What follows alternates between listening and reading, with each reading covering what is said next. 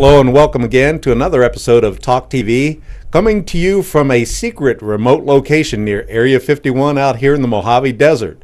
Now, why would you say that, Doug? Because today's guest has a novel he has just completed after 17 years of research.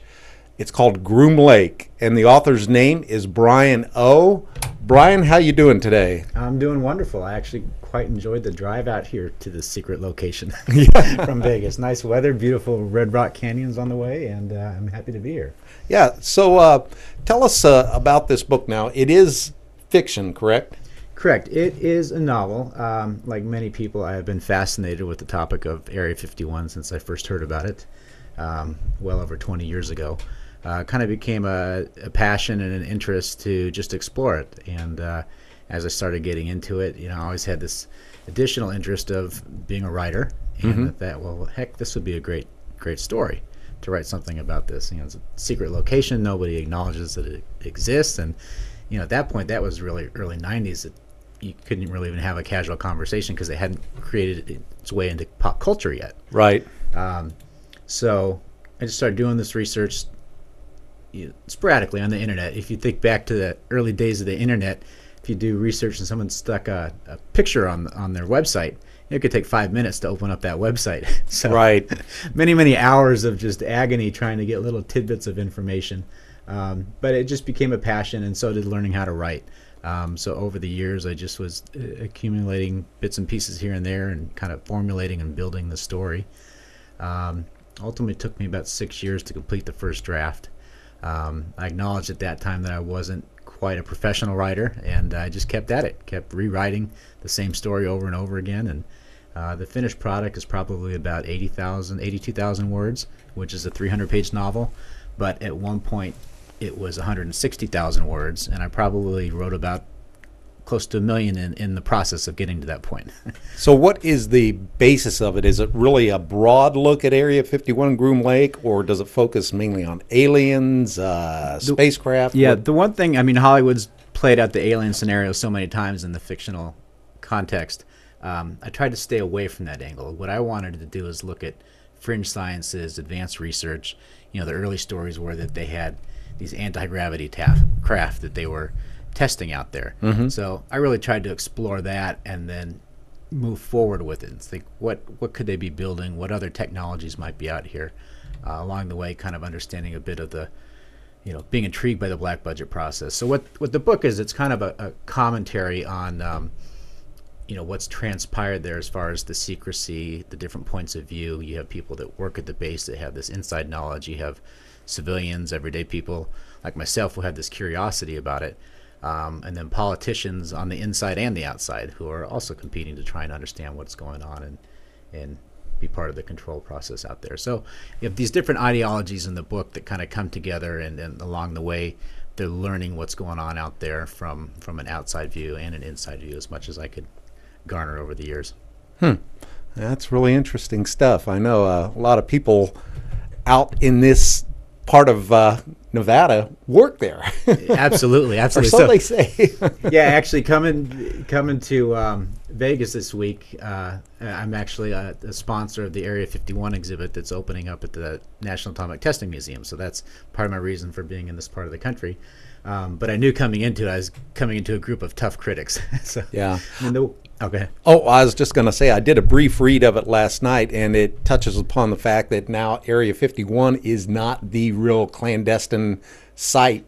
It's somewhere in the Rocky Mountains these days, right? Well, clearly the Janet flights are still going to Area 51 every day, and there's certainly, people still doing advanced work out there. But you don't necessarily see the flights in the sky like you used to many years ago. So what I try to do is speculate naturally. If everybody's focusing on this area and you're still doing some type of advanced research, you would want that component of it to be moved elsewhere. So the base still has many practical purposes, and there's lots of development still going on out there. But I think some of the things that really intrigue people might be happening somewhere else, such as flights and testing in the sky. So yeah, ultimately I try to take you in a direction to guess where it might be.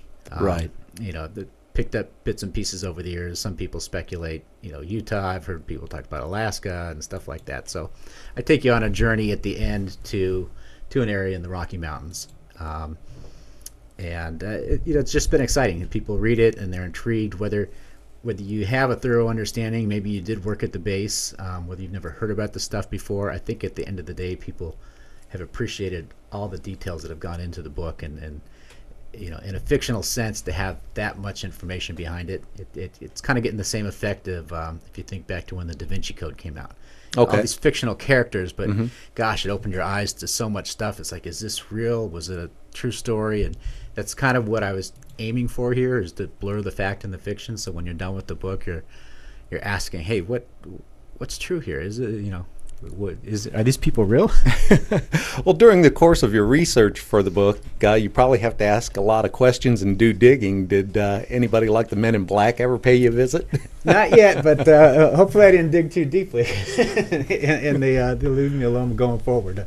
That's the other nice caveat of being able to put the novel title on it at the end. I can just say, hey, it's just fiction. Sorry if I hit too close to home with some things. Yeah. Now, tell us a little bit about the museum that's opening up that's, dedicated to Area 51? Well, you have the National Atomic Testing Museum in Las Vegas, which is one of about 37 national museums in the country. And I think it's the only national museum in Vegas. And it's a special designation that Congress gives on museums. And it's actually a wonderful museum that opened up a number of years ago about the atomic testing that went on at the Nevada test site in the early years. But as you get into understanding the Nevada test site and Area 51, you realize that there's a big correlation between the two facilities. And it was actually kind of a natural thing for the museum to open up the Area 51 exhibit to complement what they're already doing. So they've been working hard for several years, putting together lots of information.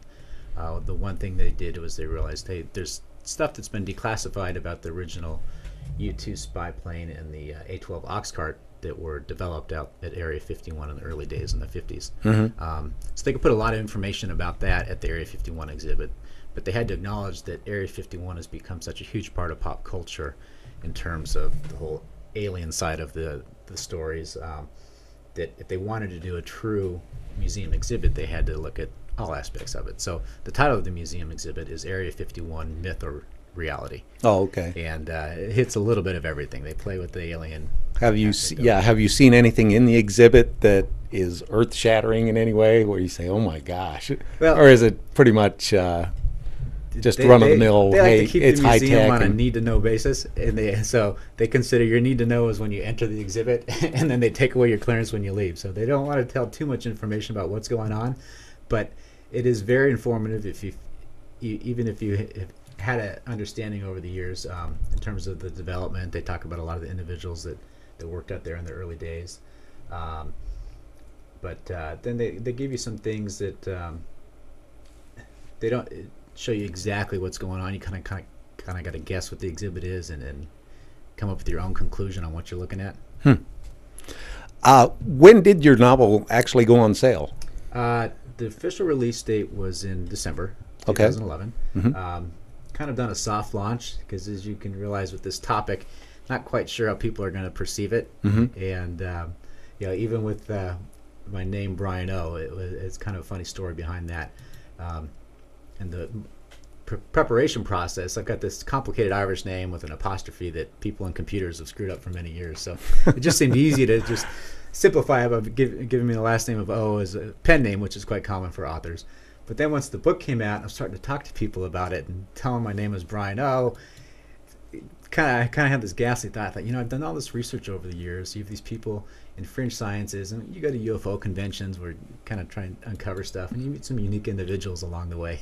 So one of my thoughts was, when I'm telling people my name is Bryan O, I've got this book related to Area 51 and fringe sciences.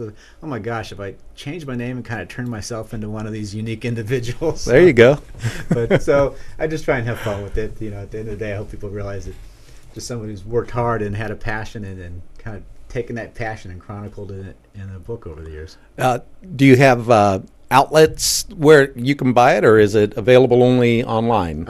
Amazon for the hardcover. Okay.